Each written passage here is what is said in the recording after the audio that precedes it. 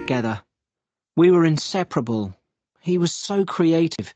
He'd always think of new games we could play and make up these stories to make me laugh.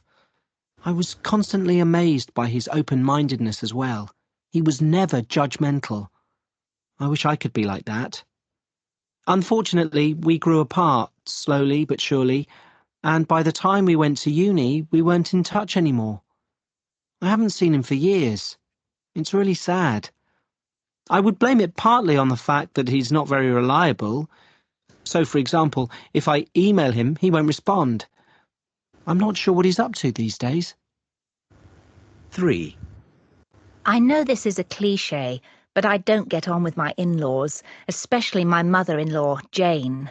She's so nosy, always wanting to know what we're doing and who we're with, and she's terribly blunt, which means she quite often upsets us with things she comes out with. And then she can be quite stingy. When we go out for a meal with her and my father-in-law, she never offers to pay, even though they're much better off than us. I must say, though, she's extremely clever, and I do respect her for that. She set up her own business 5 years ago, and it's gone from strength to strength.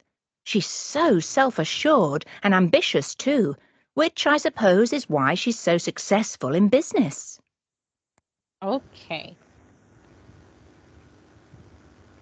All right. So I bet you made a lot of list. Okay, can you read the first one for the number 1? Okay, number 1 is relationship with mom. Next is get on, fall out, good fun, go up with, impatient, oversensitive. Oversensitive, okay.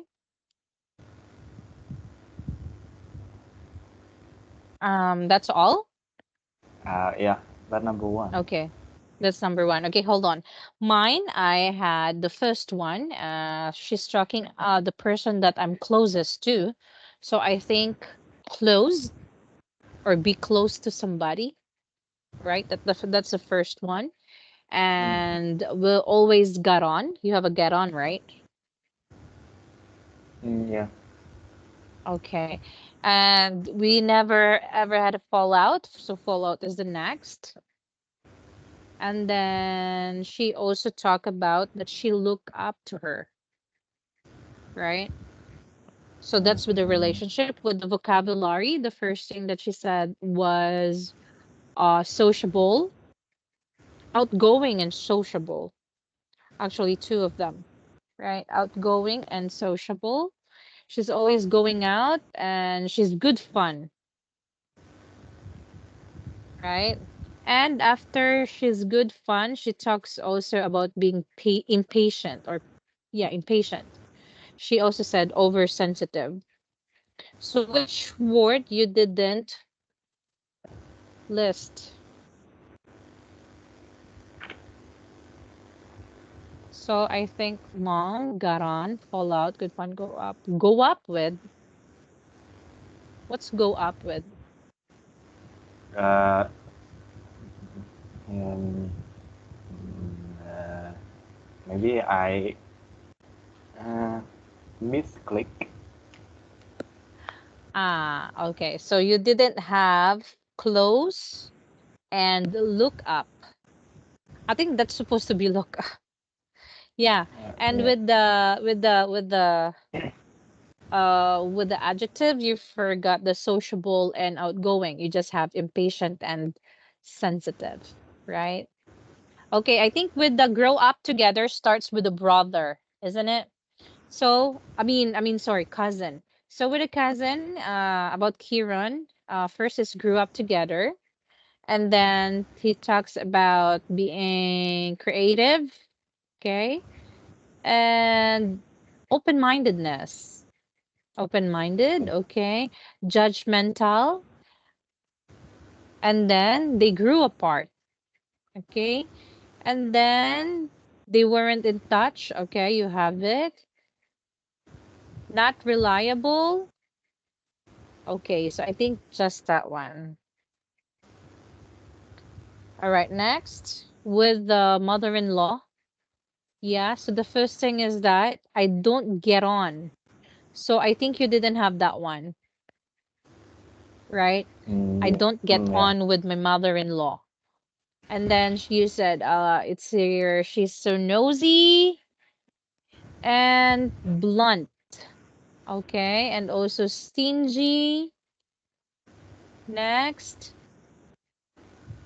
father-in-law. Well, Yeah. she didn't exactly describe the father-in-law, you know. She just says when we go out for a meal with her and my father-in-law, she never offers to pay. So it's not about the father-in-law. So, yeah, we had clever, respect. Oh, you don't have clever? Yeah, you have a clever, but you don't have the respect. What it is. And what was the last one here? Self-assured and ambitious. You didn't have a self-assured? Okay, so I think you have missed some, right? Was that fast? Mm, uh, I think not. Yeah. Okay. That was So I think some okay. So I think I want you to read this one. Yeah. Can you read this one? read. And yeah, please. And then can you try to list some vocabulary that you don't know or you want to know about it? So I have to read from Yeah, number one, the number track two, one. number three. Sure. Uh, okay. So small. Oh, so small. Okay, hold on. Oh wait, no, no, no. I can zoom on Skype. Okay, cool. All right, go. Okay, number one. The person I'm closest to in my family is definitely my mom, Kate. We've always got on and we hardly ever fall out. I know that unusual. She's really outgoing and sociable. She's always going out with friends and colleagues. Everyone thinks she's good fun. I look up to her because she's so hardworking. She never sits still and she works long hours. She can be a bit impatient though. She gets annoyed when her colleagues aren't as efficient as her. I take after her in that. I'm patient too. And she's oversensitive, often getting offended for seemingly no reason. Number Okay, two. hold on. Uh, Okay, I just have a correction for you in here. When you said this word, can you please tell me again what word is it? colleagues. Colleagues or colleague. Colleague. Okay. So I think you said earlier like the same as college, right? Yeah. So, okay. So practice that two word about the college and colleague, okay? Okay. Okay, let's go with number two. My cousin Chiron and I grew up together. We were inseparable. He was so creative. He'd always think of new games we could play and make up these stories to make me laugh. I was constantly amazed by his open-mindedness as well. He was never judgmental. I wish I could be like that. Unfortunately, we grew apart slowly but surely, And by the time we went to uni, we weren't in touch anymore. I haven't seen him for years. It's really sad. I would blame it partly on the fact that he's not very reliable. So, for example, if I email him, he won't respond. I'm not sure what he's up to these days. Okay, thank you. So are you like asking about the uni? No, I just realized that uni is stand for university. Exactly. Yeah. Okay, let's go to the third one. Okay, I know this is a cliche, but I don't get on with my in-laws, especially my mother-in-law, Jane. She's so nosy, always wanting to know what we're doing and who we're with, and she's terribly blunt, which means she quite often upsets us with things she comes out with, and then she can be quite stingy. When we go out for a meal with her and my father-in-law, she never offers to pay, even though they're much better off than us. I must say, though she extremely clever and I do respect her for that. She set up her own business 5 years ago and it's gone from strength to strength. She's so self-assured and ambitious too, which I suppose is why she's so successful in business. Okay. Well, thank you for that. I just wanted to correct your pronunciation with the first word in here. Okay, you have to say cliche. Cliche? Yeah, do you know about cliche? Shay. No. When you say cliche, it's kind of like a word, no, a phrase that, we always use that it's not, the meaning is not interesting anymore. For example, I use this phrase in here, I'm going to use the phrase again, and I'm going to use it again when I talk to someone. So the meaning of of that word is something not interesting anymore. For example, in here, when we say, I don't get on with my in-laws. So does it also in your country? What I mean in here is that in the Philippines, in-laws, for example, the woman or the bride or the wife usually don't get on with the in-laws, with the family of the husband. Okay. And that phrase is like used a lot of time, or it is that's the truth. It's like that's quite obvious. You don't have to say it again. So that's why cliche is that the phrase is no longer has much meaning and not quite interesting anymore. Okay? You got that? Yeah. Is it the same in your country that usually the wife doesn't get on with the in-laws?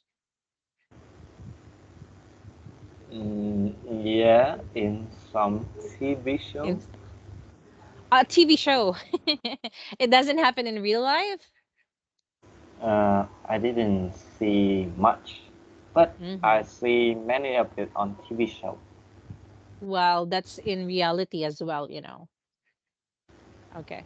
All right. Okay. So that's the cliche. The next word is when you say the word terribly, terribly, terribly blunt. Okay. And you're stingy, stingy. Oh Think you no, forgot that one. Yeah. What is it? I I remember I speak stingy. Stingy. I think you said like that one, not the stingy. So that's why I wrote it. Okay. Okay. So, here home, with my correction last time that you have to take care of, okay, or be careful with your for today, not much with the letter S, but I would say with the letter T, right? For example, blunt, like, especially it's in the Blunt. end, and she's terribly blunt. There's like that. All right. So practice that Okay. one. And I observed that when you read slow. Do you read it like that? I don't know what happened to me today. But you're not like that I don't know. anymore? Yeah. Ah, okay. So, how can I say with this one? You really need to practice reading every day. Okay, even though just one article, the best way for you to add more vocabulary, and especially good vocabulary, is to read newspapers, articles, or magazines. Because articles, magazines, and newspapers, they have complex vocabulary that you can use. Okay, so maybe reading them will help you out. So again, I hope that you're gonna read one article a day. Okay, all Okay. right. So, as you see, we're done with this one. So thank you so much. I forgot. Do you have any question with this one? No. No. Okay, great then. So let's go back.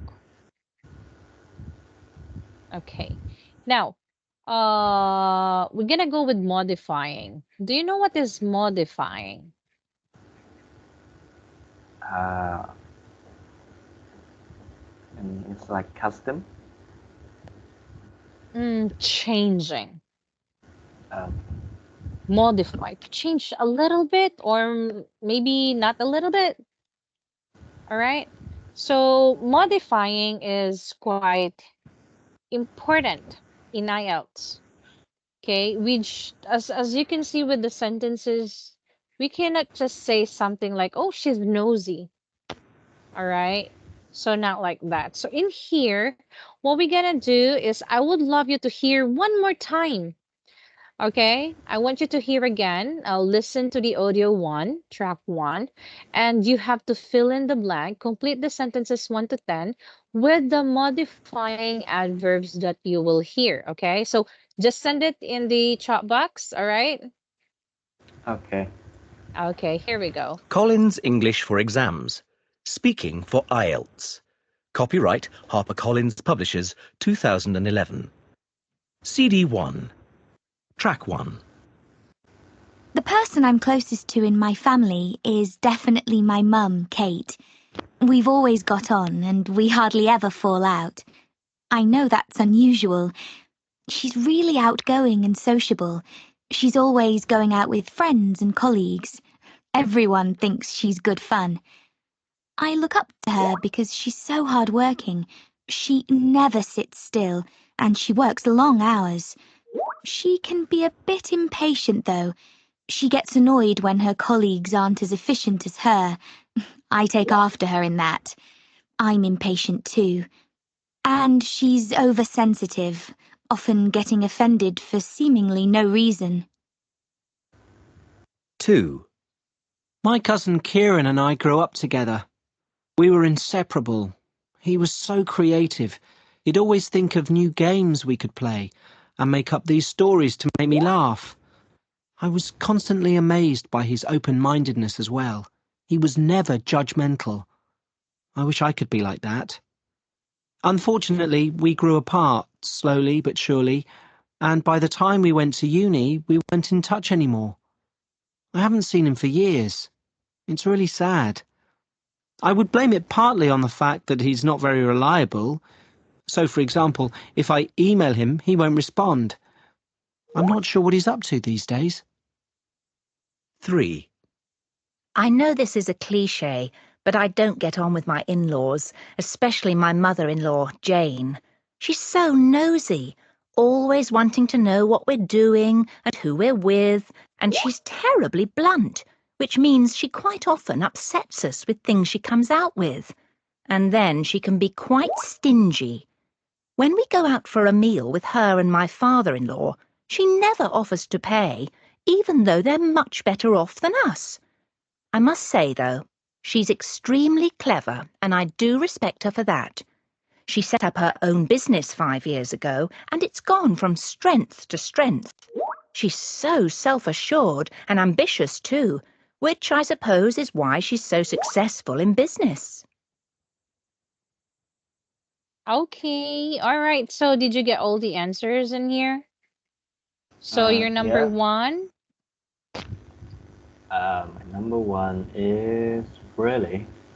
Okay, really? So a bit. So 5 really is incorrect. 6, so terribly, quite, extremely, and so. So I think you're wrong with number 5. So actually, it's not really. That's going to be very, very reliable. Yeah. Okay, so not really reliable. Okay, so yeah, good job with that one. So I think you see, these kind of modifying adverbs will change the sentence or will change the meaning of the adjective, right? So we have some modifying adverbs or adjectives in here. For example, you can use adverbs like really and so before a positive adjective. Okay, again, really and so for before a positive adjective, like she's really outgoing. He was so creative, right? But we can use them as well in a negative adjective, but we normally do this if we do not like the person or you're angry with them. Oh my God, she's so nosy, right? Because it's negative and you say really, really, right? Yep. Okay, so we have to use that with negative if we don't like someone or if that's what we see from them. Now, we can also make the negative adjective into something like it shouldn't sound really rude, right? Because it's she's so nosy. So when you say that one, it's something that you're really angry with someone, right? So we soften the negative comments. We use a bit and not the very. Like she can be a bit impatient. So she's impatient, but a little. Not exactly impatient, right? He's not very reliable. Okay. So it means to say he's not reliable, but not really, really unreliable. Okay, you got that? Okay. Okay. Now, for your homework, as you can see in here, you have to use a character adjective, all right, to describe someone in the exam. Usually you can see this in part 2. Because in part 2, describe a place, describe a person, describe a thing. So when you go into a person, you have an adjective, character adjective, rather, right? So when you are going to talk about them, you should expand on it or explain it. When you say outgoing and sociable, remember in the track 1, there's an example or an explanation. She's always going out. That's outgoing. With friends and colleagues, that's sociable. Okay? He's not very reliable, so he won't respond. Terribly blunt means she's quite often upset us with the things she says. So it's just like you explain the word, but into the personal experience, right? Okay, got it. So now you have to write description similar to those you heard of 4 members of your family. So can I ask you how many members of family do you have? 4 exactly. Maybe let's say in just your family? Yeah, 4. 4. Okay, 4. Oh, okay. So you're the fourth one, right? Yeah. Okay, can we find another person like a grandmother or grandfather that you can add? So in short, your mother, your father, I My forgot. older Little brother. sis, older brother. Sorry for that. Yes. And it could be, you can add your grandmother or grandfather. Maybe which one you're close to, or you really know, or you want to put here so that you can have four members of your family. So, what you have to do is use some of the adjectives from part one. You have to modify the adjectives, explain and expand, and at least one negative for each person. Okay, so mostly we say positive, so at least say one negative. And when I say negative adjective, it could be the one that we have learned from here or another vocabulary that you know and you want to use for them. And can you please try to also use the relationship as well? Okay, so anything that we learned so far, you got that? Okay. Yeah. So, well, that's good then. Do you have any question with the homework? No. None so far. Okay, cool then. So let's just go with 11. So to practice your speaking skills and help you to remember the vocabs you have learned, you have to tell an English speaking friend. So do you have an English speaking friend?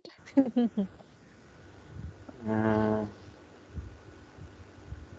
I mean, let's say that you can regularly talk to. yeah, but I'm not often talk to them in English. Oh, Vietnamese. Yeah. Ah, all right. So the thing is that uh, you should practice your English not only to me, right? You have to practice your English around you. If you really wanted to learn the English language, you have to surround yourself with it. That's the easiest and fastest way, if I know. All right. So if you don't have someone to talk to, at least you can have a mirror and record yourself. Talk to the mirror. That's what I did before, right? To Okay. lessen the shyness, right? Okay, and then you must not memorize whole sentences or whole answers. You must speak spontaneously. And one thing, if about the family, if you have the family, you must have to create their really attributes or characteristics. You know why? Because maybe there's something in part one, they will ask you about it, like who are, how can I say, how many do you how many members of family do you have? So you're not going to only say how many, but you can also say who are they, right? So that's the thing, you have to add adjectives to them. Now, in exam part one, I think you know this one already. Can you please read to refresh your memory? Okay.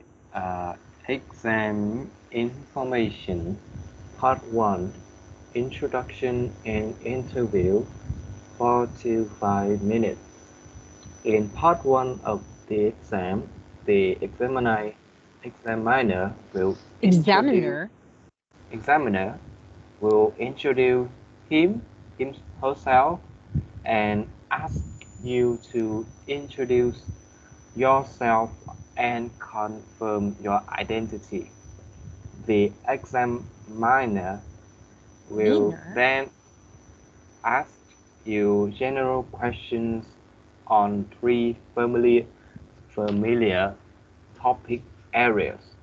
The first topic will be study, work, or where you live. In each unit of this book, you will practice answering part 1 question on one topic. Part 1 tests your ability to communicate opinions and information on everyday topics and common experiences. Okay, so I think you know this one already, right? The examiner, not examiner, not the same as miner, art or mining.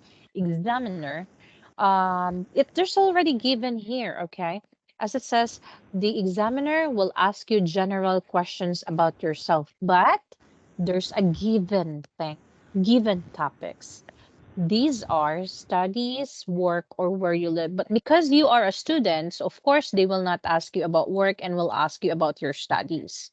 So again, the first question can be where you live or accommodation and studies. Okay, that's the thing. That's one of the two topics that you have to expect. When they ask you the accommodation, they will not ask you about your school or studies. Okay, when they ask you about studies, they will not ask you about where you live.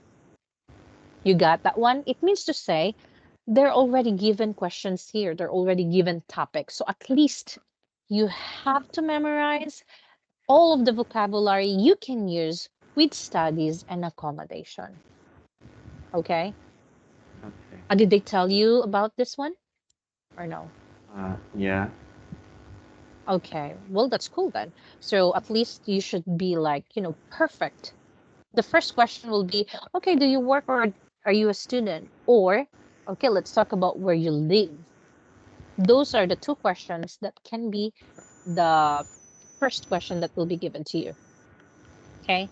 Again, the part one will test your ability to communicate your opinions and information on your everyday experiences. Okay. All right. Okay. So you're going to hear typical part one question of the exam. So listen to the question and give your answer. Try to use some vocabulary and language you have learned in this unit. Okay. So here we go. Track 2. Tell me something about your family. What do you like doing most with your family? Who are you close to in your family? In what way is your family important to you? Tell me something about your family. What do you like? Okay, so that's the first question, all right? You have to say, tell me something about your family.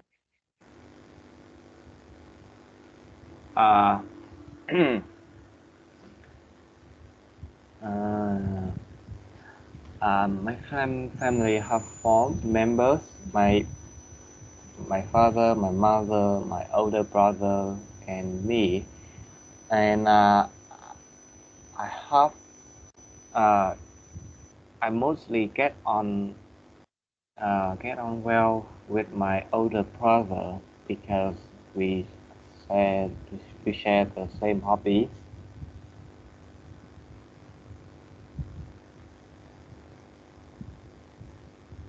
Okay, that's a good start. However, maybe I would love you to talk more about what kind of family do you have? Kind of family? When we say kind of family, you have to tell me whether I think you know about the nuclear family, Yeah. right? An extended family. So I think you would say that you are in a nuclear family, right? So maybe you can Yeah. talk about that one. You guys get on with each other. So don't talk only about your brother, but maybe you can talk about your father and mother as well. Okay. Or you can Right. say, we all get on with each other, especially my brother, right? And then maybe talk about something. Sometimes you can talk about where your parents originated, right? You can say they're from the north. My mom is from the north, and my dad is from the south, for Yeah. example. So sometimes we have difficulty in thinking where to go during our summer vacation, for example. Okay. Anything about you can talk to, but not exactly. I think you have heard a lot of questions in part two, right? Part one in family, right? So think about it and avoid those kind of questions to answers in that one, because when you say tell me something about your family, that's quite broad, right? You can say much with that. However, you have to really pay attention. Did I tell you first question in each topic? This is a tip, okay? First question in each topic should be answered short and how can I say? Just short and direct. Okay? Okay. Just like your answer, short and direct. You don't have to give a lot. Why? Because you might answering the second question already or the third question. So you have to pay attention and just focus on what it is asking. Okay? So Okay. let's try to go the second question. Like doing most with your family. Sorry. Family. Something about your family. Tell me something about your family. What do you like doing most with your family? Okay, what do you like doing most with your family? Hmm. Uh, my favorite activity with my family is that I could spend time with them, maybe just watching television together or play some video games with them. Okay. That's the often answers of my students, which is in the living room, right? So you can say, well, my favorite activity that I would love doing with my family, or I love doing with my family, is that after dinner, I think usually like that one, right? After dinner, we Yeah. have spare time to spend in our living room, and we often watch television. So don't just focus on television. You can add more examples, like for example, having movie marathon. You know, movie marathon. Watching a lot of movies. Watching the series of the movie or series of movies. A lot is not. Yeah, I think a lot is okay, but more on with the series of movies. Okay. Okay. All right. So maybe watching movie marathon, or let's say having a movie marathon and eating snacks in our living room, or having a good conversation, right? Yeah. Okay. So just add examples of those. Okay. Well, that's good. Now let's go to the next question. Oh, we don't have a lot of time.